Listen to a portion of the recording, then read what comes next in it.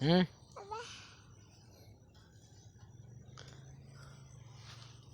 Khu vực bên kia là Campuchia nha các bạn nha. Đây, đây hả? Bên kia là rừng, rừng xanh bát ngát luôn mọi người. Bên kia là rừng nha. Đó. Bên kia rừng á, rừng Campuchia. Đây các bạn. Khu vực bên này là Việt Nam mình nha. Qua bên kia sông là vùng Campuchia. Ừ. Đây. Đang nhổ mấy cỏ lúa. Cỏ nè. Cỏ rất là nhiều luôn anh em. Đây.